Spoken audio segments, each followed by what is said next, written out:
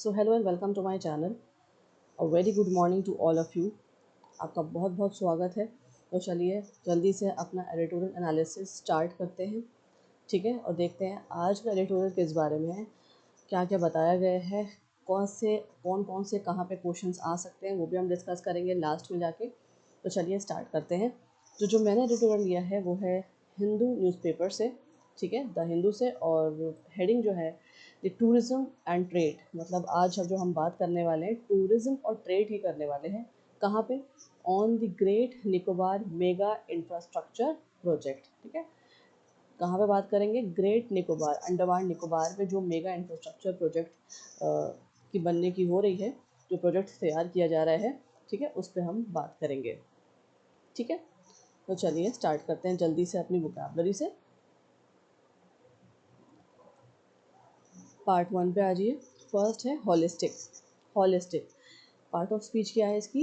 Adjective है, ये describing word है, ठीक है। सफिक्स अगर हम देखेंगे, सफिक्स टेस्ट, बहुत सारे टेस्ट मैंने आपको बताए थे, विच वन टेस्ट होता है, आर्टिकल टेस्ट होता है, ये क्या है? Suffix test. तो सफिक्स देखते हुए हम इसका सफिक्स मतलब लास्ट का पार्ट देखते हुए यहाँ देखिए लिस्टिक।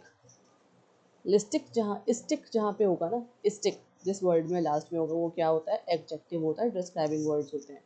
क्या मतलब होता है इसका होलिस्टिक का? Complete and considering all expect, ठीक है, कंप्लीट या फिर कंसिडरिंग सारे एस्पेक्ट्स को देखते हुए। सिनोनिम्स देखिए, comprehensive, integrated, overall, inclusive, all round. Fine. चलिए एंटोनिम्स क्या होंगे, इसके ऑपोजिट क्या हो जाएंगे होलिस्टिक के? पार्शियल, है ना, लिमिटेड, कमी से थोड़ा सा, फ्रैगमेंटेड, टुकड़ों में, फ्रैगमेंटेड मतलब अलग अलग भागों में, पीसेस में, पार्ट्स में, इनकम्प्लीट, ये तो आप सब जानते हैं, और नैरो, ठीक है, नैरो मतलब संकीर्ण, छोटा, ठीक है।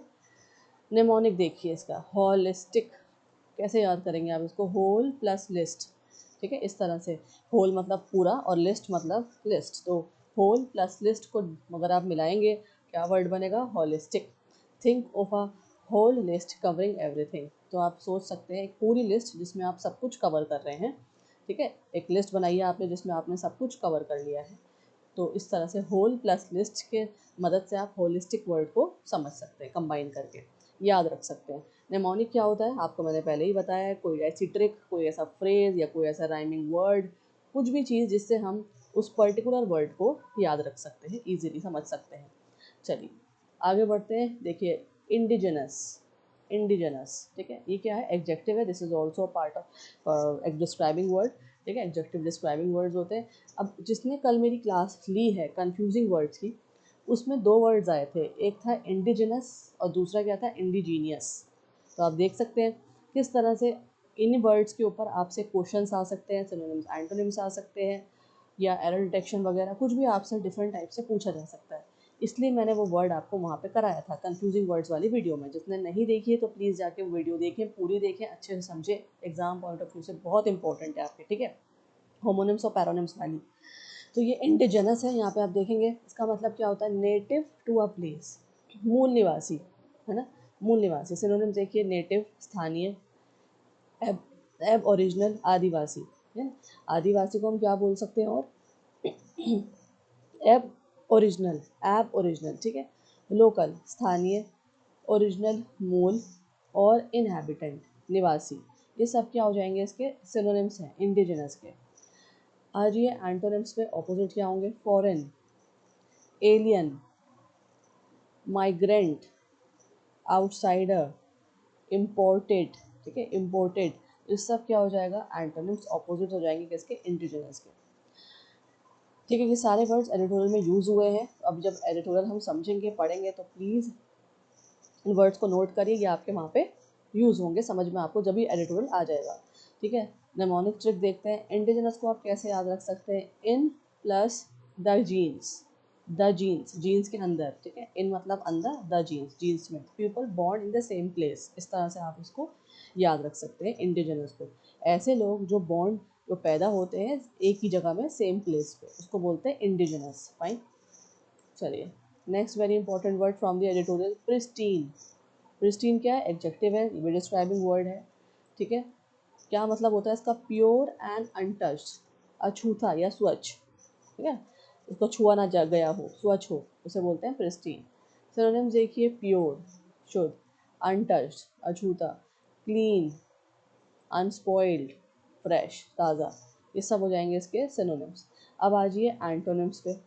एंटोनिम्स क्या होंगे इसके? पोल्यूटेड है ना, प्रदूषित, और डर्टी गंदा है ना, कंटामिनेटेड दूषित, करप्ट ब्रश्ड, स्पॉइल्ड खराब, सब ऑपोजिट हो जाएंगे इसके, किसके? प्रिस्टीन के। प्रिस्टीन को आप याद रखेंगे, अछूता या स्वच्छ, बिल्कुल साफ सुथरा। चलिए निमोनिक देखते हैं इसके लिए। प्रिस्टीन को कैसे याद रख सकते हैं? प्री प्लस क्लीन, क्लीन, ठीक है, प्री और क्लीन को अलग अलग कर दिया है। क्लीन फ्रॉम द बिगनिंग, शुरुआत से ही साफ सुथरा, क्लीन, ठीक है, तो उसे बोलेंगे प्रीस्टीन या प्रीस्टीन, इस तरह से इसको याद रख सकते हैं। नेक्स्ट वेरी इंपॉर्टेंट वर्ड है एनविजन्स। एनविजन्स पार्ट ऑफ स्पीच क्या है? वर्ब, ठीक है, वर्ब है, ये क्रिया है, और इसका बेस फॉर्म क्या होता है? वर्ब का फर्स्ट फॉर्म क्या होती है? इन्विजन, इन्विजन, जिससे इन्विजन्स बना है, तो ये वर्ब की फॉर्म है। और मीनिंग देखते हैं इसका क्या है? टू इमेजिन और plan for a future, imagine करना या कोई प्लानिंग करना, किस चीज़ के लिए? फ्यूचर के लिए, अपने फिर कल्पना करना आगे के लिए, उसको बोलते हैं इन्विजन्स। सिनोनिम्स क्या होंगे? Imagine, foresee, visualize, predict, conceive, ठीक है, ये हो जाएंगे इसके सिनोनिम्स। एंटोनिम्स क्या होंगे? इग्नोर करना, overlook, doubt, misjudge, disregard, all these are antonyms of the word envision. Mnemonic देखिए, इन विजन, इसका मतलब आप देख ही सकते हैं बोलने में कैसा लग रहा है, इन और vision, see it in your mind, है ना, अंदर देखना, अपने माइंड के अंदर सोचना या देखना, इमेजिन करना, इन और विजन, विजन मतलब देखना, ठीक है, तो इन विजन, ठीक है, लेकिन ये शुरुआत किससे हो रहा है? ई से हो रहा है, ई आई से नहीं हो रहा। इसको सिर्फ याद रखने के लिए यहाँ पे इन विजन एक वर्ड, एक फ्रेज बनाया गया है, ठीक है। चलिए आगे बढ़ते हैं और देखते हैं हम नेक्स्ट वर्ड क्या है।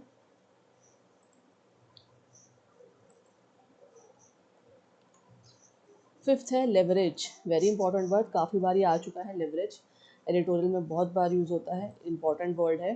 क्या है ये? वर्ब है, मतलब क्रिया है, कोई काम दर्शाता है। मीनिंग देखिए, to use something effectively for advantage, है ना, किसी चीज़ को यूज़ करना इफेक्टिवली, एडवांटेज के लिए, लाभ उठाना, है ना, और क्या बोल सकते हैं इसको? फ़ायदा उठाना, लाभ उठाना, उसे बोलेंगे लेवरेज। सिनोनिम्स देखिए, यूटिलाइज उपयोग करना, एक्सप्लॉइट लाभ उठाना, हैरस हार्सनेस, हार्सनेस, ठीक है, सदुपयोग करना, हार्सनेस, ठीक है, यहाँ देखिए हार्सनेस, और कैपिटलाइज फ़ायदा उठाना, अप्लाई प्रयोग करना, ये सब इसके सिनोनिम्स हो जाएंगे। यूटिलाइज करना, एक्सप्लॉइट करना, कैपिटलाइज, अप्लाई, हार्नेस, ठीक है, दोबारा, हार्नेस मतलब दोबारा से उपयोग करना, सदुपयोग मतलब दोबारा उपयोग करना, तो ये सब लेवरेज के सिनोनिम्स है। देखते हैं एंटोनिम्स। वेस्ट बर्बाद करना है, तो आपको पता है, नेग्लेक्ट मना करना, उपेक्षा करना, मिसयूज़ करना, और इग्नोर कर देना, अनदेखा कर देना, या स्क्वांडर, स्क्वांडर देखिए एक नया वर्ड है यहाँ पे, स्क्वांडर, फिजूल खर्च करना, है ना, हम बोलते हैं ना फिजूल खर्च ना करो, तो उसका इंग्लिश वर्जन क्या है? स्क्वांडर, दिस इज़ वेरी इंपॉर्टेंट, ठीक है। चलिए निमोनिक देखते हैं। लेवरेज को और कैसे याद रख सकते हैं? Lever, use a small effort to gain big advantage, आपने देखा है ना, लिवर, लिवर यहाँ पे ऑर्गन की बात नहीं हो रही, लिवर यहाँ पे जो सामान उठाने के लिए यूज़ होता है, उस मशीन की बात हो रही है। वो क्या है? यूज़ अ स्मॉल एफर्ट, उसको अगर हम यूज़ करते हैं, ठीक है, किसी भारी वज़न को उठाने के लिए, भारी मशीनरी को उठाने के लिए, तो थोड़ा सा एफर्ट लगता है, तो इसलिए यहाँ पे लिवर का इस्तेमाल हुआ है, LEVER का, ऑर्गन वाला लिवर का नहीं। Use a small effort to gain big advantage, है ना, स्मॉल एफर्ट लगा के लिवर की मदद से हम बहुत बड़ा फ़ायदा उठा सकते हैं, तो लेवरेज का मतलब भी यही होता है ना, तो use something effectively for advantage, लाभ उठाना, इसलिए मैच कर रहे हैं, इसलिए आप इसको याद रख सकते हैं, समझ सकते हैं, लेवर के थ्रू लेवरेज, ठीक है। सिक्स्थ वर्ड पे आ जाइए, कॉन्ट्राडिक्ट, कॉन्ट्राडिक्ट, ठीक है, वर्ब है, क्रिया है ये भी। क्या मतलब होता है इसका? टू से द अपोजिट और डिनाई, विरोध करना, ठीक है ना, क्या करना? अपोजिट बोलना या किसी को डिनाई कर देना। सिनोनिम्स देखते हैं, ओपोज विरोध करना, डिनाई इनकार करना, रिफ्यूट डिसएग्री, और काउंटर, ये सब इसके सिनोनिम्स हैं, ठीक है, सब इसके सिनोनिम्स हैं, डिनाई करना, रिफ्यूट, डिसएग्री, काउंटर, ओपोज करना। एंटोनिम्स पे आ जाइए, ऑपोजिट देखते हैं इस वर्ड का क्या होगा, कॉन्ट्राडिक्ट का।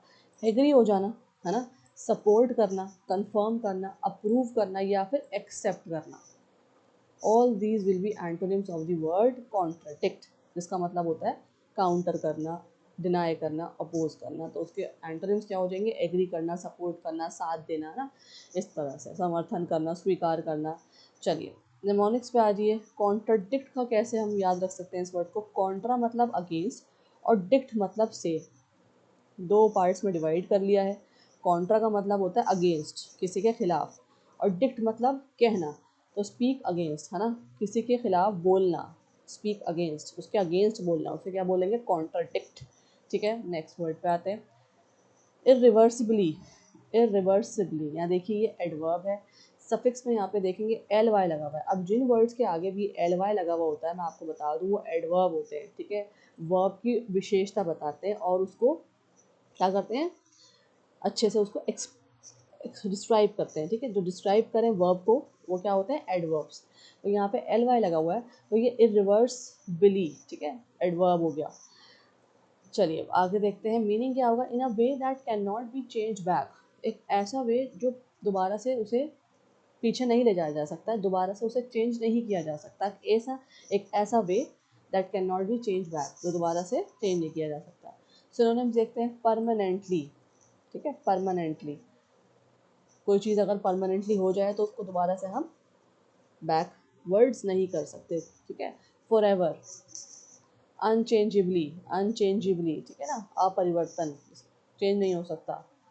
यहाँ हिंदी में भी यही लिखा है, देखिए, अपरिवर्तनीय, अपरिवर्तनीय रूप से। इसके ना आप हिंदी वर्जन भी देख सकते हैं अगर आपको रीड करना है, अगर समझना है, याद रखना है। ठीक है, नेक्स्ट देखिए इनड्यूरिंगली, स्थायी रूप से, लास्टिंगली, आखिर तक रुकने वाला ना, उसको वापस नहीं किया जा सकता। चलिए ऑपोजिट्स क्या होंगे अब रिवर्सिबली के? टेम्पररी, है ना, और रिवर्सिबली रिवर्स किया जा सकता है, जैसे टेम्पररी, जैसे जो टेम्पररी वक्त के लिए हो, कुछ टाइम के लिए हो, अस्थायी रूप से हो। और ब्रीफली, फ्लेक्सिबली, चेंजेबली, जिसे चेंज किया जा सकता है। All these will be antonyms of the word irreversibly. चलिए याद कैसे रखेंगे? निमोनिक देखते हैं। यहाँ देखेंगे इर और रिवर्स को अलग अलग कर दिया है। Can not reverse back, ir plus reverse मतलब इसे रिवर्स नहीं किया जा सकता। आगे बढ़ते हैं। एट्थ वेरी इंपॉर्टेंट वर्ड है demography. Demography part of speech इसकी क्या है? नाउन है। ठीक है, सफिक्स देखेंगे तो graphy, graphy is a noun. ठीक है, चलिए आगे बढ़ते हैं। मीनिंग देखते हैं। स्टडी ऑफ पॉपुलेशन, पॉपुलेशन की स्टडी करने को, जनसंख्या का अध्ययन करने को क्या बोलते हैं? डेमोग्राफी। सिनोनिम्स देखें। पॉपुलेशन की स्टडी करना, ठीक है, पॉपुलेशन स्टडी, सेंसस, जनगणना, बहुत आता है ना ये वर्ड एडिटोरियल में, जनगणना, सेंसस, स्टैटिस्टिक्स, ठीक है, पॉपुलेशन एनालिसिस, सोशियोलॉजी, समाज शास्त्र, ये सब जो है इसके क्या हो जाएंगे? सिनोनिम्स डेमोग्राफी के। ठीक है, अब एंटोनिम्स क्या होंगे? इंडिविजुअलिज्म, व्यक्तिवाद, हिंदी में देखिए व्यक्तिवाद, आइसोलेशन, अलगाव, solitude, singularity, privacy. All this will be antonyms of the word demography. चलिए नेमोनिक्स में आ जाइए। डेमो मतलब लोग, पीपल, डेमो मतलब लोगों को बोलते हैं, और ग्राफी मतलब स्टडी, तो study of people is known as demography. ये वन वर्ड भी हो गया आपका, ये एज अ वन वर्ड भी आ सकता है। ठीक है, चलिए वन वर्ड सब्स्टिट्यूट। आगे बढ़ते हैं, देखते हैं और क्या है।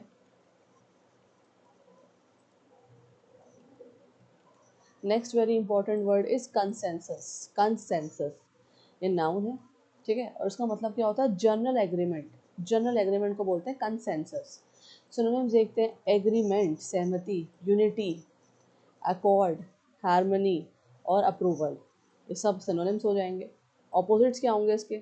Disagreement, conflict, dispute, opposition, division, ये सब ऑपोजिशन ऑपोजिट्स हो जाएंगे। नेमोनिक कैसे याद रखेंगे? कंसेंसस मतलब common sense, common sense, everyone thinks the same, हर कोई जैसे सेम सोचता है, जनरल सेंस सब की होती है, उसको क्या बोलेंगे? Common sense. और कंसेंसस को हम इससे याद रख सकते हैं। कॉमन सेंस और कंसेंसस ना एक जैसे लग रहे हैं, राइम कर रहे हैं, इसलिए इसको कॉमन सेंस से रिलेट किया गया है। ठीक है, चलिए आगे बढ़ते हैं और देखते हैं। Tenth very important word from the editorial is prudent. Prudent ये भी वर्ड काफ़ी बार आता है, रिपीट होता है, इसलिए इसको याद रखेंगे। एडजेक्टिव है ये, क्या मतलब होता है? Wise and careful. ठीक है, वाइज और केयरफुल, सावधान, बुद्धिमान। सिनोनिम्स देखिए, वाइज, सेंसिबल, केयरफुल, जुडिशियस और थॉटफुल। एंटोनिम्स क्या होंगे इसके? Careless, foolish, reckless, rash, imprudent. ठीक है। Mnemonic trick, prudent sound like president. तो हम यहाँ पे क्या कर रहे हैं, प्रूडेंट वर्ड को राइम कर रहे हैं प्रेसिडेंट से। जैसे ऐसा लग रहा है प्रेसिडेंट और प्रूडेंट एक जैसा लगता है ना, तो प्रेसिडेंट मस्ट बी वाइज। तो प्रेसिडेंट कैसा होना चाहिए? वाइज होना चाहिए, है ना, बुद्धिमान होना चाहिए। तो इस प्रेसिडेंट से भी हम प्रूडेंट वर्ड को याद रख सकते हैं, सिनोनिम्स और एंटोनिम्स समझ सकते हैं। आज ये अब फ्रेजल वर्ब्स पे बहुत इंपॉर्टेंट है एडिटोरियल से। फर्स्ट है सेट असाइड। इसका मतलब क्या होता है? टू रिजेक्ट और इग्नोर समथिंग, जैसे को रिजेक्ट करना या इग्नोर कर देना।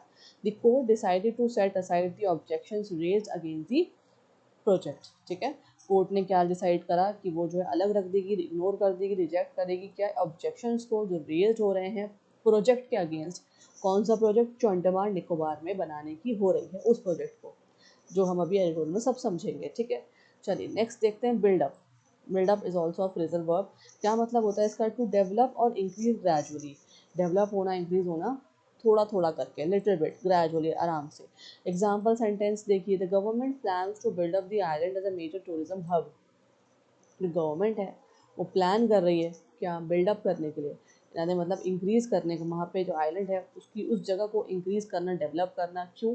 क्या बन रहा है वहाँ पे? एक मेजर टूरिज्म हब बनना जा रहा है अंडमान निकोबार आइलैंड्स में। और क्या क्या चीज़ें बनेंगी, क्या होगा, किस तरह से डेवलपमेंट होगा, वो सब अभी हम एडिटोरियल में देखने वाले हैं। तो मेरे साथ वो एडिटोरियल तक बने रहिएगा, क्वेश्चन आंसर्स देखेंगे, डिस्कस करेंगे, एडिटोरियल को अच्छे से समझेंगे, क्योंकि उसी में आपके देखिए करंट अफेयर्स भी आ जाते हैं जो आपके लिए बहुत इंपॉर्टेंट है। ठीक है, चलिए आगे बढ़ते हैं। फिक्स प्रपोजिशंस पे आ जाइए। फर्स्ट है इम्पैक्ट, के साथ देखेंगे ऑन लगाएं आप प्रपोजिशन। ठीक है, इम्पैक्ट ऑन, देखें ऑन तो क्या मतलब होता है? इफेक्ट और इन्फ्लुएंस ऑन समथिंग, इफेक्ट होना या इन्फ्लुएंस होना किसी चीज़ पे, किसी चीज़ पे। ठीक है, एग्जाम्पल सेंटेंस देखिए, द प्रोजेक्ट में have a serious impact on the islands biodiversity. तो जो प्रोजेक्ट है उसका सीरियस इम्पैक्ट किस पे होगा? अगर इस तरह से वहाँ पे डेवलपमेंट होगी, एक मेजर टूरिज्म हब बन जाएगा, तो सबसे ज़्यादा इम्पैक्ट किस पे होगा? आइलैंड की बायोडाइवर्सिटी पे, इन्वायरमेंट पे, उसके इकोसिस्टम पे। ठीक है, तो वो हमें देखना है, वहाँ पे कोई नुकसान ना हो, उसको देखते हुए हमें डेवलपमेंट करनी है। चलिए, इम्पैक्ट ऑन का यहाँ पे मतलब आपको समझ में आ गया। नेक्स्ट है कंसर्न अबाउट। कंसर्न के साथ अबाउट यहाँ पे प्रपोजिशन है। क्या मतलब होता है? वरी और एंग्जाइटी रिगार्डिंग समथिंग। वरी होना या एंग्जाइटी होना किसी चीज़ के लिए। यहाँ देखिए sentence, there is growing concern about the rights of indigenous communities. Indigenous यहाँ वर्ड यूज़ आया। ठीक है, लोकल कम्युनिटीज़ जो है वहाँ रहने वाली हैं, आदिवासी जो हैं, ठीक है, वहाँ पे जो लोग पहले से रह रहे हैं, उनको प्रॉब्लम है, उनके ऊपर कंसर्न्स खड़े होंगे। ठीक है, कि उनके राइट्स जो हैं वो जो हैं छीने ना जाएं, उनके राइट्स जो हैं वहाँ पे ख़राब ना हो, जो वहाँ रहते आए हैं, रह रहे हैं, उनकी कम्युनिटीज़ जो हैं बनी रहें।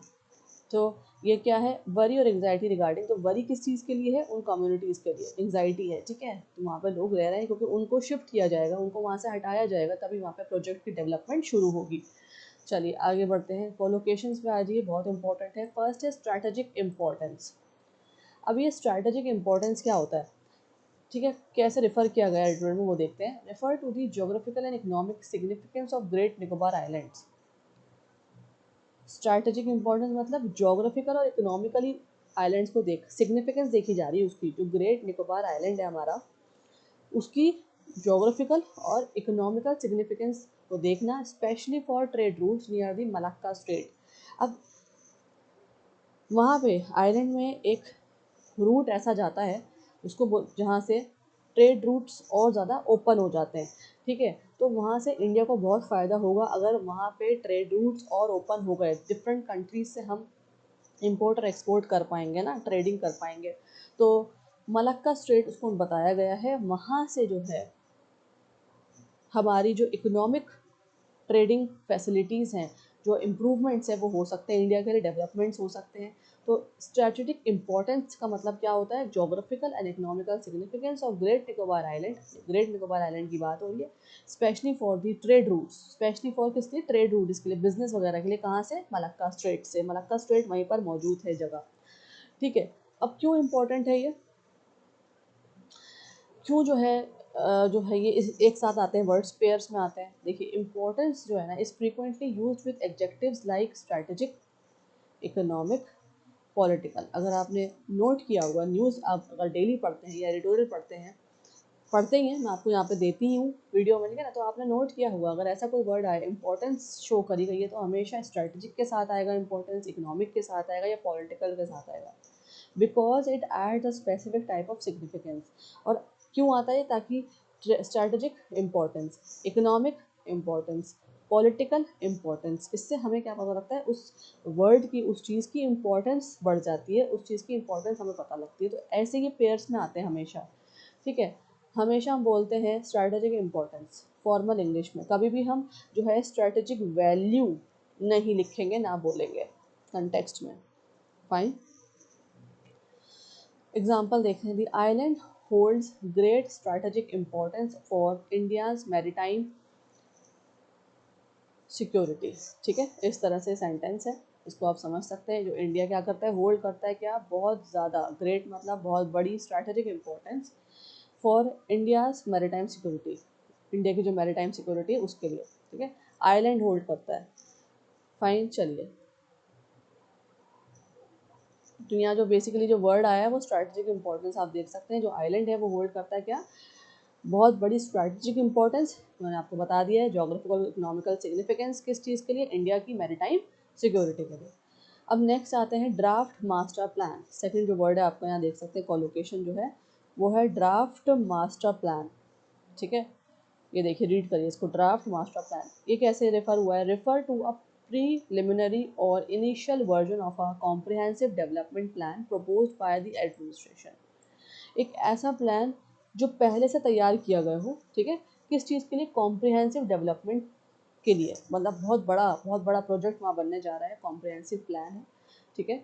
किसके द्वारा, एडमिनिस्ट्रेशन के द्वारा, उसे बोलते हैं ड्राफ्ट मास्टर प्लान, ठीक है। पहले से तैयार किया हुआ एक प्लान, प्रीलिमिनरी या इनिशियल वर्जन। अब देखिए जो मास्टर प्लान है ना वो एक फिक्स्ड फॉर्मल टर्म है, लार्ज स्केल डेवलपमेंट ब्लूप्रिंट्स, मैंने बोला ना जो बहुत बड़े प्रोजेक्ट्स होते हैं, बहुत बड़े, अगर कोई डेवलपमेंट करना है लार्ज स्केल पे, उसको बोलते हैं एक तरह से मास्टर प्लान, उस या उसका ब्लूप्रिंट भी होता है वो, ठीक है। And draft naturally collocates with plans. अब यहाँ देखेंगे आप न्यूज़ वगैरह में, एडिटोरियल में जो एडिटर्स यूज़ करते हैं कोलोकेशंस, वो ड्राफ्ट जो वर्ड होता है हमेशा कोलोकेट होगा प्लान के साथ, रिपोर्ट्स के साथ या पॉलिसीज़ के साथ, ठीक है, to indicate they are not final, दिखाने के लिए कि वो चीज़ जो है ना फाइनलाइज नहीं हुई, वो प्लान फाइनलाइज नहीं हुआ, सिर्फ उसका ब्लूप्रिंट है, सिर्फ उसका ड्राफ्ट वर्जन है, ठीक है। तो इसलिए आप ये वर्ड याद रखेंगे, ठीक है। कल हमने करा भी था, मैंने आपको ये वाला वर्ड भी कराया था कंफ्यूजिंग वर्ड में, ड्राफ्ट और ड्रॉट, याद आया आपको, ड्राफ्ट में ना, ड्राफ्ट एक मैंने पिक्चर भी दिखाई थी, उसमें ड्राफ्ट का लेटर, ड्राफ्ट एन ऐसे, एक लेसन ऐसे को ड्राफ्ट वे में, मतलब रफ वे में लिखा गया था। तो आप ब्लूप्रिंट समझ सकते हैं, रफ वे समझ सकते हैं, ठीक है। और ड्राफ्ट याद रखेंगे कैसे आएगा, प्लान्स के साथ कोलोकेट होगा, रिपोर्ट्स के साथ या पॉलिसीज़ के साथ। तो यहाँ पे कैसे कोलोकेट हुआ, ड्राफ्ट मास्टर प्लान, ठीक है। तो हमेशा हम ड्राफ्ट मास्टर प्लान ही बोलेंगे, कभी भी हम रफ मास्टर प्लान नहीं बोलेंगे फॉर्मल यूजेज में, ठीक है। इनफॉर्मल में तो आप रफ समझ सकते हैं, एक तरह से ड्राफ्ट जो है रफ वर्जन होता है, किसी भी चीज़ को हम लिख रहे हैं रफली तो इस तरह से वो ड्राफ्ट हो गया। लेकिन फॉर्मल वर्जन में, एडिटोरियल में, ठीक है, अपने एसेज में, आंसर्स में नहीं लिखेंगे, क्या लिखेंगे, ड्राफ्ट, ठीक है। बताएंगे ना आप, draft policies, draft reports, draft plans, draft master plans, तो कुछ भी आप लिखेंगे इस तरह से, ड्राफ्ट वर्ड यूज़ करेंगे ब्लूप्रिंट को दिखाने के लिए। चलिए एग्जांपल देखते हैं, the government released a draft master plan for urban development, ठीक है। ये मैंने आपको समझा दिया, वन वर्ड पे आ जाइए। फर्स्ट है कंजर्वेशनिस्ट। कंजर्वेशनिस्ट क्या है, इसका लॉन्ग वर्जन क्या मतलब होता है, ये तो वन वर्ड सब्स्टिट्यूट है।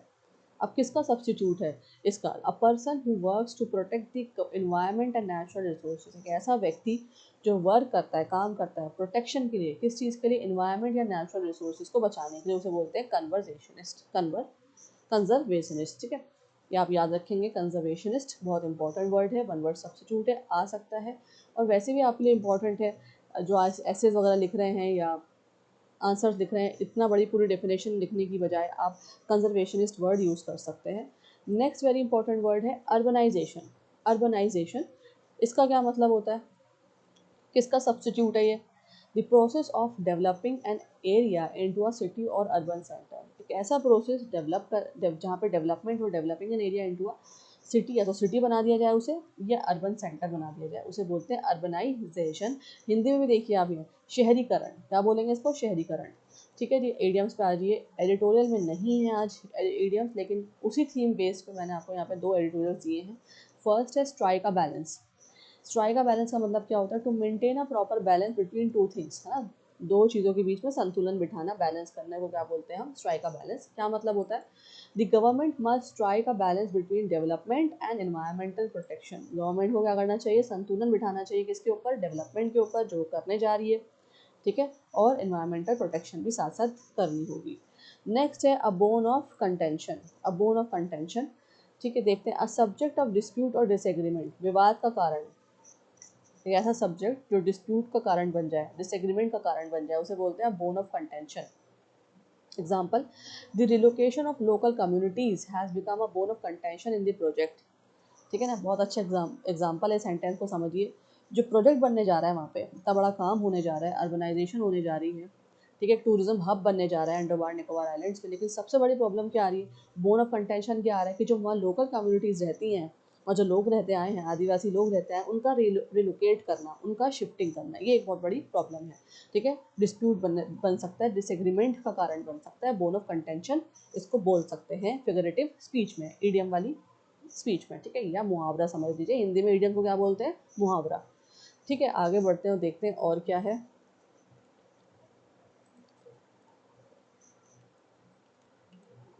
जार्गन्स वेरी इंपॉर्टेंट, ठीक है, स्पेशलाइज टर्म्स होती हैं ये। देखते हैं आज के एडिटोरियल में क्या है। फर्स्ट है इन्वायरमेंटल क्लियरेंस। ठीक है, इन्वायरमेंटल क्लियरेंस क्या मतलब होता है इसका, official approval given by authorities for a project after accessing it's environmental impact. ठीक है, ऑफिशियल अप्रूवल दे देना, कैसे, अथॉरिटीज़ के द्वारा प्रोजेक्ट के लिए, after accessing its environmental impact, access करने के बाद कि कितना इन्वायरमेंट पे इम्पैक्ट होगा, उसके अकॉर्डिंग अप्रूवल दे देना। एग्जाम्पल देखिए, the project received environmental clearance despite concerns about biodiversity lost. जो प्रोजेक्ट है उसे जो है इन्वायरमेंटल क्लियरेंस मिल गई है, डिस्पाइट कंसर्न्स, देखते हुए कंसर्न्स किसके ऊपर, बायोडाइवर्सिटी को लॉस होगा, इकोनॉमी को लॉस होगा, इन्वायरमेंटल को लॉस होगा, फिर भी उसे जो है इन्वायरमेंटल क्लियरेंस मिल गई है। ये एक इम्पॉर्टेंट टर्म है, इसको याद रखेंगे आप, ठीक है, काफ़ी बार यूज़ होती है न्यूज़ वगैरह में। नेक्स्ट है public consultations. Public consultation is also very important jargon. क्या मतलब होता है, formal process where authorities seek opinions and feedback from the public before making decisions। एक ऐसा फॉर्मल प्रोसेस जिसमें अथॉरिटीज जो है ओपिनियंस लेती है या फीडबैक्स लेती है, किससे, पब्लिक से, कोई भी एक मेजर डिसीजन करने से पहले, उसे क्या बोलेंगे, पब्लिक कंसल्टेशंस। ठीक है, एग्जाम्पल देखिए, the government initiated a public consultation process for the draft master plan. ठीक है, एग्जाम्पल आपको समझ में आ गया होगा, गवर्नमेंट ने क्या करा, इनिशिएट किया, क्या, पब्लिक कंसल्टेशन प्रोसेस को, किसके लिए, जो मास्टर प्लान बनाया गया है, कैसे बनाया गया है, इन अ ब्लूप्रिंट पे, एक ड्राफ्ट है वो भी। ठीक है, चलिए आगे बढ़ते हैं। This is the editorial, read it in the skimming method. ठीक है, स्किमिंग मेथड से आपको पढ़ना है, जिसमें आप फर्स्ट 3-4 लाइन्स पढ़ेंगे, ठीक है, सारे keywords, important stats, important vocabulary mark करेंगे, सेकंड पैराग्राफ की फर्स्ट 3 लाइंस और लास्ट 3 लाइंस पढ़ेंगे, वेरी इंपॉर्टेंट। ठीक है, ये आपको पढ़ना है, प्लीज़ इसको पढ़िए, देखिए, समझिए। I am giving you only 2 minutes, mark करिए, सारी एब्रिविएशंस देखिए। ठीक है, फाइन, रीड इट।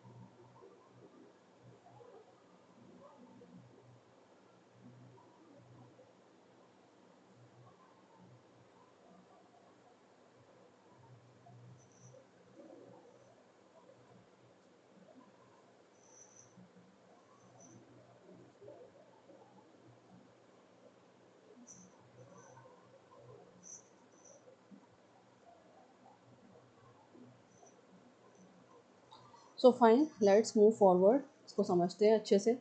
तो आज का जो एडिटोरियल है वो है अंडमान निकोबार के ऊपर जो प्रोजेक्ट डिज़ाइन करने की गवर्नमेंट के डिसीजन पे है, ठीक है, सजेशंस पे है, क्या बनने जा रहा है, क्या वहाँ पे रिजल्ट निकलेगा, कैसे प्लानिंग की गई है, स्ट्रैटेजिक इम्पोर्टेंस बताई गई है, ठीक है, आइलैंड की, वो सब हम देखेंगे। ठीक है, तो क्या है, the Indian government is planning a huge project worth 92,000 crore on great Nicobar islands. ठीक है, मैंने आपको बताया ना गवर्नमेंट क्या प्लान कर रही है, ह्यूज प्रोजेक्ट बनाने की प्लान कर रही है, जिसके जो खर्चा है, जो पूरा जो प्लान है वो कम से कम 92,000 करोड़ का है। कहाँ पे, ग्रेट निकोबार आइलैंड पे। The goal is to develop the island into a major port and tourism hub. और गोल क्या है इस पूरे प्लान का, इस पूरे प्लान का जो गोल है वो ये है कि डेवलप करना है आइलैंड को, ठीक है, इनटू अ मेजर पोर्ट, या तो मेजर पोर्ट में या फिर टूरिज्म हब में। ठीक है, जैसे मेजर पोर्ट, वहाँ पोर्ट भी बनाया जाएगा और एक टूरिज्म हब भी बनाया जाएगा लोगों के लिए। चलिए आगे बढ़ते हैं। अब क्या प्रोजेक्ट के अंदर इंक्लूड क्या होगा वो इम्पोर्टेंट है। एक इंटरनेशनल कंटेनर ट्रांसशिपमेंट पोर्ट, ठीक है, ICTP की बात हुई एडिटोरियल में, अगर आपने नोट किया हो। ये क्या होता है, वहाँ पे एक बहुत बड़ा पोर्ट बनाया जाएगा ताकि ट्रेडिंग इजीली हो सके, ठीक है, and international container transshipment port बनाया जाएगा। उसके बाद एक एयरपोर्ट भी वहाँ बनाने की प्लान हो रहा है, एक एयरपोर्ट। उसके बाद पावर प्लांट्स बनाए जाएंगे एनर्जी के लिए, और टूरिज्म फैसिलिटीज़ लाइक रिजॉर्ट्स, ठीक है, रिजॉर्ट्स बनाए जाएंगे, amusement parks and adventure activities. ये सारी चीज़ें जो है लोगों के लिए, टूरिज्म के लिए वहाँ पे बनाई जा रही हैं या प्लानिंग में है। ड्राफ्ट जो बनाया गया उसका ब्लूप्रिंट बनाया गया, उसमें ये सारी चीज़ें शो की गई हैं, अभी जो है दिखाई गई हैं। क्या क्या चीज़ें हैं, एक पोर्ट है, ट्रांसशिपमेंट पोर्ट है, और क्या है, एक एयरपोर्ट, पावर प्लांट्स और टूरिज्म फैसिलिटीज़ जैसे resorts and hotels, amusement park और एडवेंचर फैसिलिटीज़ या एक्टिविटीज़ के लिए वहाँ पे ये सब चीज़ें बनाई जाएंगी। ठीक है, ताकि ट्रेडिंग जो है और टूरिज्म जो है वो बढ़ सके निकोबार आइलैंड्स पे। अब और देखते हैं, the government wants to turn the island into a beautiful sea side tourist destination while also improving. अब और क्या होगा वहाँ पे, जैसे गवर्नमेंट जो है वो ये चाह रही है कि उस आइलैंड को एक beautiful sea side tourist destination बना दिया जाए। ठीक है, क्योंकि वहाँ पे वो सी शोर्स अवेलेबल है, वहाँ बहुत सारे बीचेज़ हैं, ठीक है, वो एक आइलैंड है। और क्या, उसकी वजह से क्या होगा, इम्प्रूविंग हेल्थ केयर फैसिलिटीज़ वहाँ बढ़ जाएंगी, ठीक है, जॉब्स भी लोगों को वहाँ बढ़ेगी, मिलेगी, एजुकेशन और जॉब्स एंड लाइवलीहुड। ठीक है,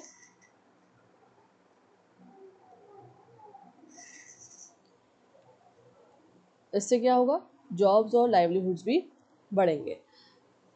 प्लान इज़ वेरी एम्बिशियस। ठीक है, प्लान में देखते हैं क्या क्या इंक्लूड है और किस तरह से इसको फॉलो किया जाएगा। करंट जो पॉपुलेशन है वो लेस देन 10,000 पीपल की है अभी वहाँ पे, क्योंकि वो एक आइलैंड है, वहाँ पे कुछ भी इजीली नहीं मिलता है, तो वो पॉपुलेशन जो है वहाँ पे इंडिजिनस ट्राइब्स रहते हैं, ट्राइबल पीपल रहते हैं, आदिवासी टाइप, इस टाइप के लोग रहते हैं वहाँ पे, कम्युनिटीज़ रहती हैं। तो अभी जो पॉपुलेशन है, करंट पॉपुलेशन वहाँ पे 10,000 पीपल की है, लेस देन, वो उससे भी कम है। उसके बाद एक्सपेक्टेड पॉपुलेशन बाय 2055, अनुमान लगाया जा रहा है, एक्सपेक्ट किया जा रहा है क्या होगा, 2055 तक कितनी पॉपुलेशन में हो जानी चाहिए, 3.36 लैक्स, इतनी पॉपुलेशन में हो जानी चाहिए, अभी बहुत कम है। एक्सपेक्टेड टूरिस्ट जो एक्सपेक्ट किए जा रहे हैं 10 लाख, कितने, 10 लाख, 1 मिलियन पर ईयर। ये सब करने से जो ऊपर होने वाला है प्लानिंग के अकॉर्डिंग, अगर चलते हैं वहाँ पे ये प्रोजेक्ट बनाया जाता है ग्रेट अंडमान निकोबार आइलैंड्स पे, निकोबार आइलैंड पे, तो ये सारी चीज़ें सामने आएंगी, एक्सपेक्ट की जा रही हैं। टूरिज्म बढ़ जाएगा कितना, 1 मिलियन पर ईयर, और around 70% of jobs will come from tourism and related sectors. Fine, जब वहाँ पे रिजॉर्ट्स बनेंगे, पार्क्स बनेंगे, एडवेंचर की बहुत सारी एक्टिविटीज़ बन जाएंगी, एयरपोर्ट्स, पावर प्लांट्स बनेंगे, तो ऑब्वियसली जॉब भी मिलेंगी लोगों को, एम्प्लॉयमेंट बढ़ जाएगा। ठीक है, तो वहाँ पे टूरिज्म से रिलेटेड और जितने भी दूसरे काम हैं उससे रिलेटेड वहाँ पे लोगों को जॉब मिल सकती है, 70% जॉब जो है बढ़ जाएंगी। ठीक है, तो ये एम्बिशियस है, प्लान का गोल है।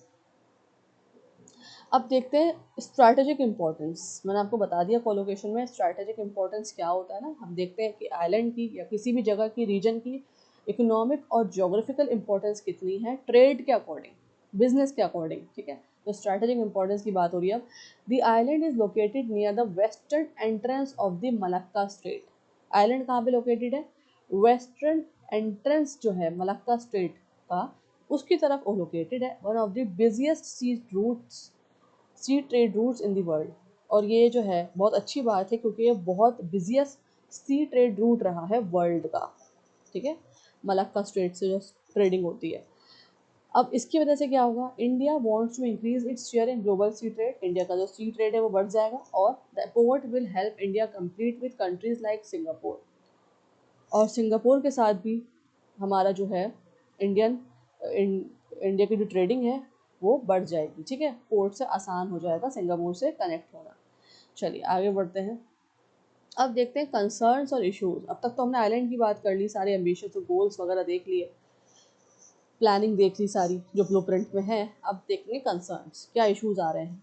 डिस्पाइट बेनिफिट्स, इतने सारे बेनिफिट्स हमने देखे, there are serious concerns. Serious concerns है इम्पैक्ट ऑन इंडिजिनस पीपल। वही बात आ गई कि जो इंडिजिनस पीपल है वहाँ पे, जो रेगुलर रहने वाले लोग हैं, कम्युनिटीज़ हैं, ट्राइबल पीपल हैं, उनको क्या नुकसान होगा वो देखते हैं। Two tribal groups live there, दो तरह के ट्राइबल ग्रुप्स वहाँ रहते हैं, एक है निकोबारीज और दूसरे हैं शोम्पेन, ठीक है, ये ट्राइबल ग्रुप्स वहाँ रहते हैं। बाकी लोकल कम्युनिटीज़ के लोग भी वहाँ रहते हैं। तो उनको डर है क्या? Loss of land and forest rights, वो अपने फॉरेस्ट राइट्स जो है लैंड वगैरह खो देंगे। और फोर्स रिलोकेशन, उनको फोर्सफुली रिलोकेट किया जाएगा, कहीं और जाके उनको रहना पड़ेगा। They have been opposing the project since 2020। वो अब ये जो प्रोजेक्ट बनने जा रहा है उसका अपोज कर रहे हैं, अगेंस्ट में है, कब से? 2022 से अपोज कर रहे हैं, ठीक है। ये बहुत बड़ा कंसर्न है, इशू है, तो देखना है। अब इन्वायरमेंटल कंसर्न देखते हैं। ये तो हमने लोगों का कंसर्न देख लिया, कम्युनिटी सोसाइटी का कंसर्न देख लिया। अब देखते हैं इन्वायरमेंटल कंसर्न क्या है। The island has rich biodiversity and forest. Island के अंदर जो है बहुत ज़्यादा वहाँ पे क्या है? रिच बायोडाइवर्सिटी है, ठीक है, और क्या है? फॉरेस्ट है, ग्रीनरी बहुत है। और आसपास का अगर हम सी शोर्स वगैरह देखेंगे तो वहाँ पे भी जो नीचे जाके हम पानी के अंदर जाएंगे तो पानी के अंदर भी बहुत ज़्यादा वहाँ पे क्या है? बायोडाइवर्सिटी हमें मिलती है, different types of sea animals हमें देख नज़र आते हैं। तो उसको नुकसान जो होगा वो यहाँ पे कंसर्न बहुत बड़ा है। द प्रोजेक्ट में हार्म, जो प्रोजेक्ट ये बनने जा रहा है उससे जो हार्म होगा किसको होगा? वाइल्ड लाइफ को होगा और नेचुरल इकोसिस्टम्स को होगा, ठीक है। However the national green tribunal allowed the project. अब जो एनजीटी है उसने प्रोजेक्ट को अलाउ कर दिया है, ठीक है, ये होने के बावजूद, देखने के बावजूद भी एनजीटी ने अलाउ कर दिया है प्रोजेक्ट के लिए, saying it's strategic importance is high. उसने क्या बोला है कि इस हार्म हो रहा है, ठीक है, वाइल्ड लाइफ को, लेकिन ये प्रोजेक्ट बनने से स्ट्रैटेजिक इंपॉर्टेंस बहुत ज़्यादा बढ़ जाएगी, ट्रेड रूट्स इंडिया के लिए खुल जाएंगे, ठीक है, ट्रेडिंग, एक्सपोर्ट इम्पोर्ट करना, दूसरी कंट्रीज़ के साथ बिजनेस करना आसान हो जाएगा, ठीक है। तो ये देखते हुए एनजीटी ने अलाउ कर दिया है। अब लीगल चैलेंजेस देखते हैं क्या फेस कर रहे हैं। The project approval is being challenge in the Calcutta high court. अभी प्रोजेक्ट जो है अप्रूवल के लिए चैलेंज किया जा रहा है, कहाँ पे केस चल रहा है? कलकत्ता हाई कोर्ट में, ठीक है, ये आप याद रखेंगे। लीगल चैलेंज जो है आ रहा है प्रोजेक्ट के अंदर। प्लानिंग इशूज देख लीजिए क्या क्या है। Government release a draft master plan. अभी तक गवर्नमेंट ने एक ड्राफ्ट, मतलब एक ड्राफ्ट ब्लूप्रिंट तैयार कराया है मास्टर प्लान का, फाइन, फाइनल फ्रेमवर्क नहीं है। Public can give suggestions for 30 days. जो पब्लिक है वो अपना सजेशन 30 डेज तक दे सकती है उस प्लान को देखते हुए। और it's unclear when the notice started. ये अनक्लियर है कि नोटिस जो है कब स्टार्ट होगा, कब खत्म होगा, ये अभी अनक्लियर है। और another plan suggest relocation of locals but both plans contradict each other, ठीक है। ये प्रोजेक्ट स्टार्ट कब होगा ये अभी अनक्लियर है, और रिलोकेशंस कब किया जाएगा कम्युनिटीज़ का, ट्राइबल पीपल का, ठीक है, लोकल्स का, ये भी अभी क्लियर नहीं है। इसलिए जो प्लान है और ये रिलोकेशन की जो बात आती है बार बार एक दूसरे से कंट्राडिक्ट हो जाती है, ठीक है, अगेंस्ट में खड़ी हो जाती है, इशू बन जाता है बहुत बड़ा। अब देखते हैं solutions according to the editor. क्या बताया एडिटर ने एडिटोरियल में, क्या क्या सॉल्यूशंस इसके अकॉर्डिंग हम देख सकते हैं। Build broader consensus with stakeholders के साथ मिलके ब्रॉडर कंसेंसस, मतलब और ब्रॉड इस मास्टर प्लान को किया जाए, सब कुछ देखा जाए अच्छे से। Ensure proper rehabilitation of local communities. Local communities को रिलोकेट करने से पहले और क्या किया जाए? उनका रिहेबिलिटेशन सिस्टम, मतलब वो कहाँ जाके रहेंगे, उनका सारा कुछ देखा जाए, उनके रहन सहन को, ठीक है। और प्रोटेक्ट बायोडाइवर्सिटी इकोलॉजिकल बैलेंस, ठीक है, इन्वायरमेंट को कोई इम्पैक्ट ना हो वहाँ के, उसको पूरी पूरी प्रोटेक्शन दी जाए, वहाँ के इकोसिस्टम को, बायोडाइवर्सिटी को, वहाँ के इन्वायरमेंट को, वहाँ के फॉरेस्ट को, और सिर्फ लैंड वाले फॉरेस्ट या ट्रीज़ को नहीं, जो आसपास पानी के अंदर भी हैं, सी शोर्स वहाँ पे भी, ठीक है। Increase transparency in planning and consultations, ठीक है। इंक्रीज करा जाए और ट्रांसपेरेंसी की जाए कि प्लानिंग कैसे हो रही है, लोगों के अंदर और जागरूकता फैलाई जाए, साथ ही साथ कंसल्टेशंस भी हो, प्लानिंग का भी पता हो क्या प्लानिंग हो रही है, साथ ही साथ कंसल्टेशंस भी लिए जाएं लोगों से, कंसल्ट भी हो, और take a cautious and well planned approach, उसके बाद एक कॉशियस और वेल प्लान्ड अप्रोच के साथ काम किया जाए। सिर्फ यही सॉल्यूशन सजेशंस हैं। इतना मैं एक्सप्लेन क्यों कर रही हूँ आपको पता है, देखिए अभी रीडिंग कॉम्प्रहेंशन आएगा, उसमें आपको पता होना चाहिए कि मैम ने क्या समझा है, एडिटोरियल में क्या है। एग्जाम में भी ऐसे ही मिलता जुलता पैसेज देंगे, सेम एडिटोरियल तो नहीं आएगा। और जितने भी जीएस और एसए राइटिंग आते हैं आपके, जीएस के आंसर्स आपको लिखने हैं, वहाँ पे आपको इतना ही एक्सप्लेन करके आना है, बता के आना है सारे इंपॉर्टेंट पॉइंट्स। तो इसलिए मैं थोड़ा सा और ज़्यादा आपको एक्सप्लेन कर देती हूँ, नोट्स दे देती हूँ, क्योंकि आप लोगों ने कहा मैम हमें नोट्स भी चाहिए, इसलिए मैं आपको नोट्स भी दे रही हूँ। सो प्लीज़ लाइव क्लास ज़रूर लिया करिए, ठीक है। नहीं ले पाते हैं, आपको पता है हाँ मैम रिकॉर्डेड तो दे ही देंगी, हम बाद में देख लेंगे, लेकिन फिर भी ठीक है ना, ये मैं आपके लिए कर रही हूँ ना, आपके लिए ही मैं इतना कुछ बना के लेकर आ रही हूँ, एक्सप्लेन कर रही हूँ, तो प्लीज़ लाइव क्लास में आया करिए, आंसर भी करा करिए, बहुत इंपॉर्टेंट है आप लोगों के लिए प्रैक्टिस के लिए, ठीक है। चलिए और देखते हैं, the editorial stresses the need for consensus. अब एडिटोरियल को देखते हैं, क्या बात हो रही है, क्या टोन है राइटर की, क्या स्टाइल है, क्या कहना चाह रहे हैं, समराइज करते हैं। एडिटोरियल किस पे स्ट्रेस कर रहा है, नीड फॉर कंसेंसस, कंसेंसस मैंने आपको वोकैबलरी में कराया था, sustainability and tribal rights protection, ये तीनों चीज़ें जो हैं एडिटोरियल में स्ट्रेस की जा रही है, कंसेंसस के ऊपर, सस्टेनेबिलिटी के ऊपर और ट्राइबल राइट्स प्रोटेक्शन हो, ठीक है, वहाँ पे दिए जाएँ लोगों को, कम्युनिटीज़ के ऊपर उनको सेफगार्ड किया जाए। It suggest a cautious and inclusive development approach, और क्या सजेस्ट किया जा रहा है, एक कॉशियस और इंक्लूसिव डेवलपमेंट अप्रोच हो, किसी चीज़ को नुकसान ना हो, वहाँ की डाइवर्सिटी को, वहाँ के लोगों को, वहाँ के फॉरेस्ट को, वहाँ के एनवायरनमेंट को, और ये प्लान भी जो है बनाया जाए, क्योंकि इस प्लान से हम देख सकते हैं कि हमारे जो रूट्स हैं, ट्रेड रूट्स हैं, बिजनेस रूट्स हैं, उसको बहुत फ़ायदा होगा इंडिया के बिजनेस में, ट्रेडिंग में, ठीक है। तो चलिए आगे बढ़ते हैं और क्वेश्चन आंसर्स पे आ जाते हैं, ठीक है। पार्ट 5 यूपीएससी मेंस के आंसर राइटिंग देख लेते हैं, जीएस के, जीएस 2 जीएस 3 के एग्जाम में किस तरह आता है क्वेश्चन और कैसे आपको लिखना है। फर्स्ट देखते हैं, critically examine the great Nicobar mega infrastructure project in the context of balancing strategic interest with environmental sustainability and tribal rights. इसको देखते हुए आपको क्रिटिकली एग्जामिन करना है जो प्रोजेक्ट बनने जा रहा है, great Nicobar mega infrastructure project, ठीक है, नाम याद रखेंगे आप प्रोजेक्ट का, मेगा इंफ्रास्ट्रक्चर।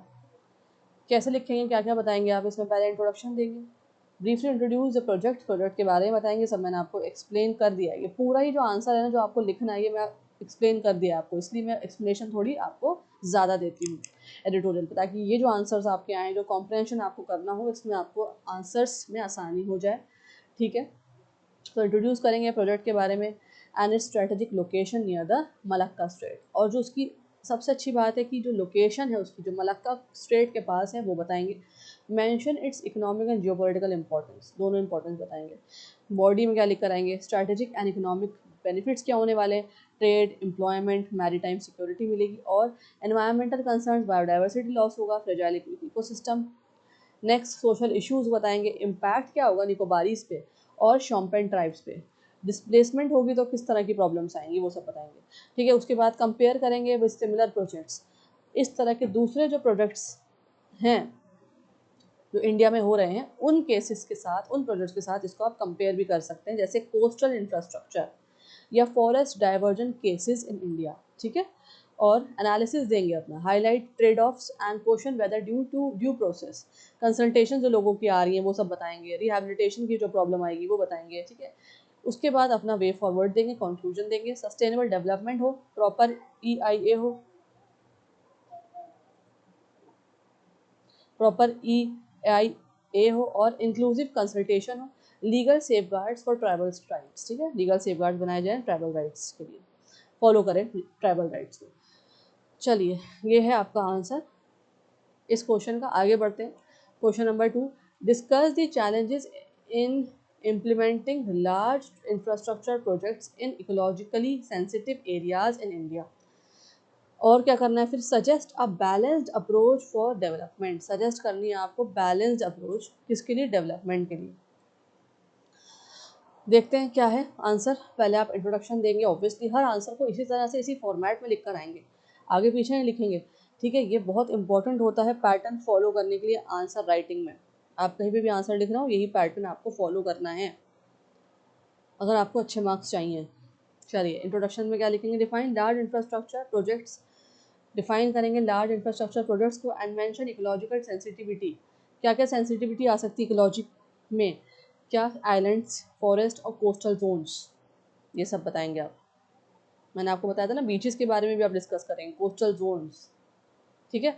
उसके बाद गवर्नेंस चैलेंजेस जैसे क्लियरेंस वगैरह है, पॉलिसी गैप्स आ रहे हैं, लैक ऑफ ट्रांसपेरेंसी, ये सब आप बताएंगे। और economic needs and environmental cost, कितनी बैठी कॉस्ट भी बताएंगे, इन सब चीज़ों की जो प्रोजेक्ट में कॉस्ट आ रही है वो आप बताएंगे। उसके बाद ethical concerns, rights of indigenous communities, जो उनके जो राइट्स हैं उनको देखकर ये सारे काम किए जाएं, ठीक है। एथिकल कंसर्न्स को आप एक्सप्लेन करेंगे। लीगल इश्यूज़ क्या आ रहे हैं, पेंडिंग केसेस हैं। और role of tribunal and courts, role क्या बैठता है ट्रिब्यूनल्स का और कोर्ट्स का, वो आप बताएंगे। जैसे यहाँ वहाँ पे ऑलरेडी पेंडिंग केस चल रहा है कलकत्ता हाई कोर्ट पे इसके ऊपर, तो वो आप एक्सप्लेन करेंगे, ठीक है। एग्जाम्पल देंगे आप या केस स्टडीज़ बताएंगे ग्रेट निकोबार प्रोजेक्ट के ऊपर, और दूसरे एग्जाम्पल्स देंगे जैसे कि infrastructure in Himalayan and coastal region, तो दूसरे इंफ्रास्ट्रक्चर चल रहे हैं हिमालयन रीजन्स पे और कोस्टल रीजन्स पे, वहाँ से आप कंपेयर करते हुए ग्रेट निकोबार आइलैंड को, ग्रेट निकोबार आइलैंड पे जो प्रोजेक्ट बनने जा रहा है मेगा इंफ्रास्ट्रक्चर प्रोजेक्ट, इसको कंपेयर करेंगे, ठीक है, एग्जाम्पल देते हुए। उसके बाद डिस्कस करेंगे क्या requires both challenges and solutions the balance brain.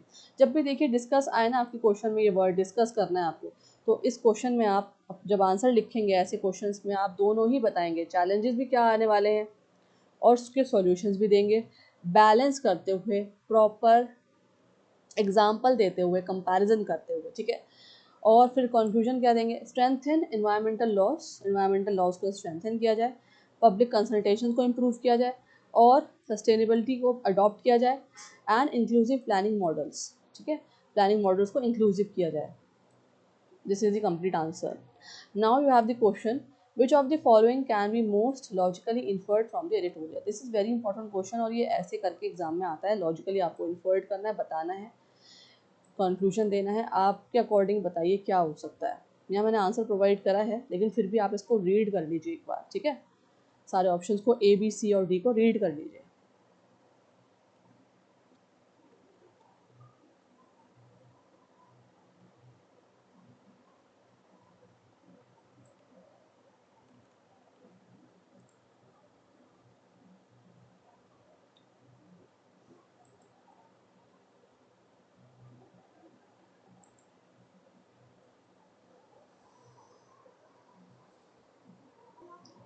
So answer is C, there exist a conflict between development goals and ecological as well as social concerns, ठीक है। नेक्स्ट पे आ जाइए, यूपीएससी मेंस और एसएएस की themes और question देख लीजिए। तो फर्स्ट थीम क्या हो सकती है इस एडिटोरियल पे, डेवलपमेंट वर्सेज इन्वायरमेंट डिबेट, ठीक है, GS3 इन्वायरमेंटल इंफ्रास्ट्रक्चर टॉपिक पे सब्जेक्ट पे और ऐसे पेपर में कैसे आ सकता है क्वेश्चन, देखिए development projects in ecologically sensitive areas often lead to environmental degradation, critically examine with suitable examples. अब सूटेबल एग्जाम्पल्स देते हुए आपको आप बहुत अच्छे एग्जाम्पल इसका दे सकते हैं और इस पूरे ही क्वेश्चन को बता सकते हैं, समझा सकते हैं, ठीक है। चलिए कहाँ पे, GS3 के एनवायरनमेंट या इंफ्रास्ट्रक्चर के टॉपिक में, ठीक है, वहाँ पे सब्जेक्ट होता है आपका GS3, उसमें क्वेश्चन आ सकता है, तो आप ये इसको आप समझा सकते हैं, बता सकते हैं अच्छे से। चलिए नेक्स्ट देखते हैं theme 2, strategic infrastructure and national security. कहाँ पे, GS3 internal security economic subjects में, GS2 गवर्नेंस। क्या क्वेश्चन आ सकता है, analyze the role of strategic infrastructure in enhancing India's maritime security and global trade position. देखिए यहाँ पे डायरेक्टली नहीं पूछा है आपसे कि क्या कहते हैं आप निकोबार आइलैंड में जो मेगा इंफ्रास्ट्रक्चर बन रहा है उस पर बताइए, नहीं, इंडिया के ऊपर पूछा है, तो आप यहाँ का एग्जाम्पल देंगे और उसको एक्सप्लेन कर सकते हैं, आंसर में लिख सकते हैं। Theme 3, tribal rights and inclusive governance. GS2 के एग्जाम पेपर में देखिए पॉलिटी, गवर्नेंस या सोशल जस्टिस, और ऐसे पेपर में क्वेश्चन कैसा आ सकता है, जहाँ पे आपको अगर ऐसे लिखना है कैसे, क्या क्वेश्चन आ सकता है, discuss the challenges in balancing infrastructure development with the protection of indigenous communities in India, ठीक है, वेरी इंपॉर्टेंट। आगे बढ़ते हैं, यहाँ पे आ जाइए, प्रीलिम्स के क्वेश्चन आंसर डिस्कस करते हैं, MCQs. Question number 1, consider the following statements. ये दो स्टेटमेंट्स हैं, इनको रीड करिए, बताइए कौन सा सही है। आंसर गिवन है, लेकिन पहले आप रीड कर लीजिए और सोचिए कि आंसर क्यों गिवन है, ठीक है। Read the question, read the options as well.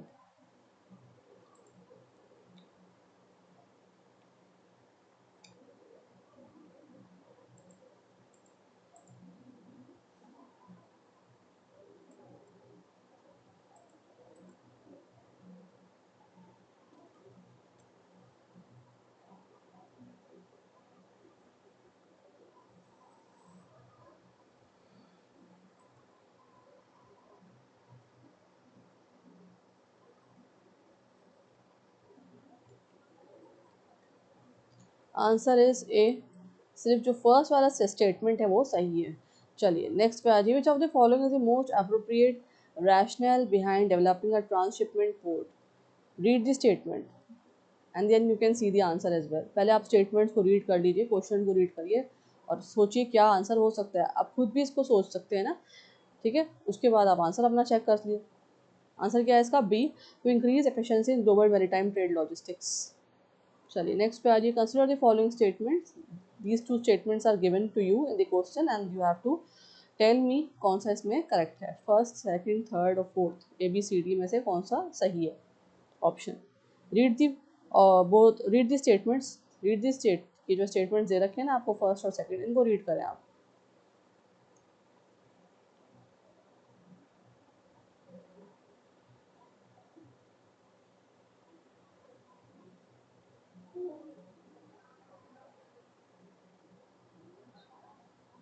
So correct answer is B.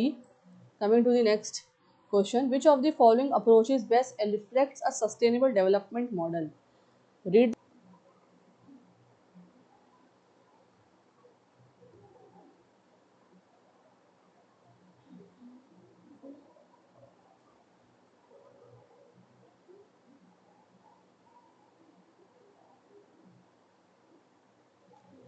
So correct answer is C. Coming to the next question, the strategic importance of locations near major maritime choke points like narrow sea routes, ठीक है, इसका मतलब समझ लीजिए। narrow sea routes is primarily due to, बताएं क्यों है, ए B C या D?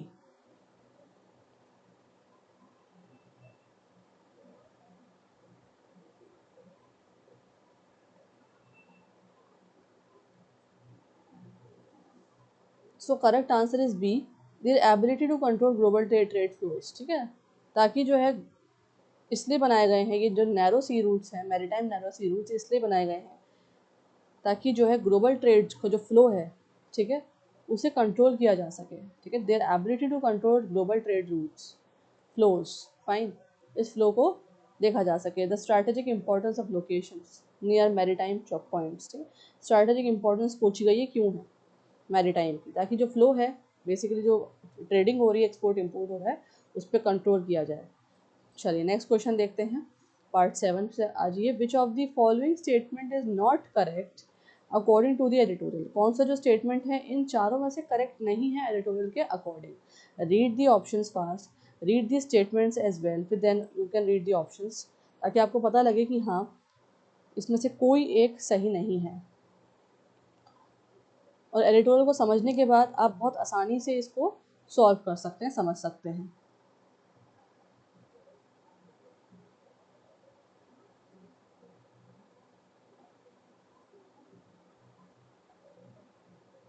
So what is the correct answer? Answer is B, ठीक है। ये देखिए यहाँ पे लिखा है करेक्ट आंसर इज बी। और बी क्या है? सिर्फ सेकंड जो स्टेटमेंट है सेंटेंस वो गलत नहीं है। देखिए, the project has no expected impact on the island's ecology is not correct पूछा है। जो the following statement is not correct, ये भी आप ध्यान रखें क्या पूछा है, कौन सा स्टेटमेंट जो है वो सही नहीं है। तो ये वाला है बी, मतलब सेकंड वाला, the project has no expected impact on the island's ecology, ठीक है, गलत है ये।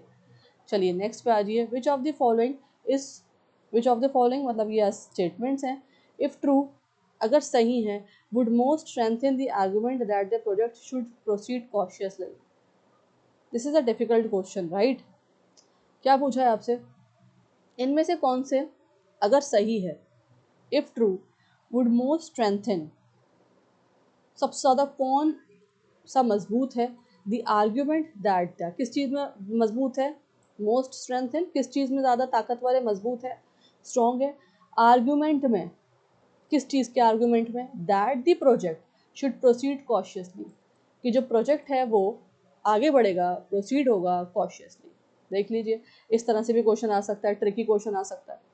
सेंटेंस को पार्ट्स में करा करिए और उसे कन्वर्ट करके हिंदी में सोचा करिए क्या पूछा गया है।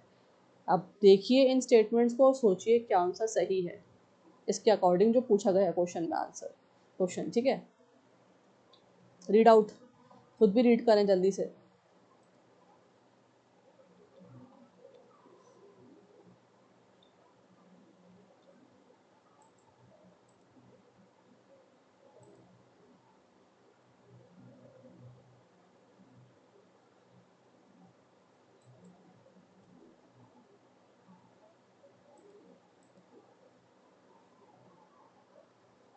करेक्ट आंसर क्या है इसका, B. The island's ecosystem is highly fragile and support unique biodiversity. This is the strongest argument. ठीक है, क्योंकि मोस्ट, अगर इसमें क्या पूछा गया था, कौन सा सबसे मोस्ट इम्पॉर्टेंट और स्ट्रेंथन आर्ग्यूमेंट है जो प्रोजेक्ट को प्रोसीड करना है, आगे बढ़ाता है कॉशियसली। ठीक है, ये है बी आंसर, इसका सही है। So this is the editorial analysis for today from the Hindu newspaper. अच्छे से हमने समझा, पढ़ा और आपको भी समझ में आया होगा, क्योंकि मैंने बहुत अच्छे से आपको सारे पॉइंट्स वगैरह एक्सप्लेन कर दिए हैं, नोट्स भी प्रोवाइड कर दिए हैं। इसको रिवाइज़ करिए, जो लोग लाइव नहीं आ पाए हैं रिकॉर्डेड सेशन देखेंगे। ठीक है, क्योंकि आपके करंट अफेयर से भी मिलता जुलता है, एक ठीक है रिलेट होता है, तो इसलिए जितना भी स्टैट्स है, इंपॉर्टेंट एब्रीविएशंस है, इंपॉर्टेंट पॉइंट्स हैं, सॉल्यूशन सजेशंस वगैरह हैं, कंसर्न्स हैं, वो आप देखेंगे, एडिटोरियल को अच्छे से पढ़ेंगे, वोकैबलरी, ठीक है, इतने भी जार्गन्स हैं, कोलोकेशंस हैं और वोकैबलरी वर्ड्स हैं, सिनोनिम्स एंटोनिम्स, वो आप ज़रूर करेंगे, बहुत इंपॉर्टेंट है आपके एग्ज़ाम के लिए। सो फाइन, अब मैं मिलूँगी आपसे नेक्स्ट वीडियो में, मुझे जाने की इजाज़त दीजिए। जाते जाते बस एक बात मैं आपसे ज़रूर कहूँगी, फीडबैक ज़रूर दिया करिए, कमेंट करा करिए, अगर लाइव क्लास है प्लीज़ आंसर्स दिया करिए, ये आपके लिए बहुत इंपॉर्टेंट है। जितना मेरे लिए इंपॉर्टेंट है उससे कई गुना ज़्यादा आप लोगों के लिए है। और ये जो क्लासेस चल रही हैं, ऑफ कोर्स फ्री क्लासेस हैं, लेकिन इसका मतलब ये नहीं कि आप पार्टिसिपेट नहीं करेंगे। तो प्लीज़ आप लाइव क्लासेस में ज़रूर इंटरेक्ट करें, अपना फीडबैक दें कमेंट सेक्शन में, मेरे चैनल पे जाके वीडियो के नीचे जाके कमेंट्स ज़रूर दें, आपके कमेंट्स बहुत इंपॉर्टेंट है। फीडबैक्स दें कि आप किस बारे में फीडबैक्स देंगे, कि आपको वीडियो कैसी लगी। ठीक है ना, आपके कमेंट्स बहुत इंपॉर्टेंट है, इतना तो आप मेरे लिए कर ही सकते हैं ना। ठीक है, जब मैं आपके लिए इतना कुछ कर रही हूँ तो आप मेरे लिए एक कमेंट, एक अच्छा सा कमेंट ज़रूर डाल सकते हैं, लाइक करें। ठीक है, फ्रेंड्स के साथ, कलीग्स के साथ जो तैयारी कर रहे हैं कॉम्पिटिटिव एग्जाम्स की, गवर्नमेंट एग्जाम की, ज़रूर शेयर करें, उनको भी हेल्प रहेगी होगी। ठीक है, और साथ ही साथ videos specially for grammar videos, इसी एडिटोरियल में हमने देखा दो वर्ड्स ऐसे आए, एक ड्राफ्ट और एक इंडिजिनस, जो मैं पहले आपको करा चुकी हूँ कंफ्यूजिंग वर्ड्स में ना। तो देखिए कितनी इंपॉर्टेंट है आपके लिए वोकैबुलरी, किस तरह से आप रिलेट कर सकते हैं और किस तरह से आपके एग्जाम में पूछी जा सकती है। तो इसलिए सारी वीडियोस को जो मैं दे रही हूँ आपको, प्लीज़ उनको रिकॉर्डेड देखें, रिवाइज करते रहें, एग्जाम के लिए बहुत इंपॉर्टेंट है।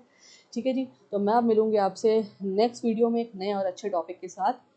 Have a nice day ahead. अच्छे से पढ़िए, सारे सब्जेक्ट्स को रिवाइज करिए, सिर्फ इंग्लिश को ही नहीं और भी सब्जेक्ट्स को आप देखिए। ठीक है, तैयारी करिए अपने एग्ज़ाम्स की। Thank you for watching. जय हिंद, जय भारत।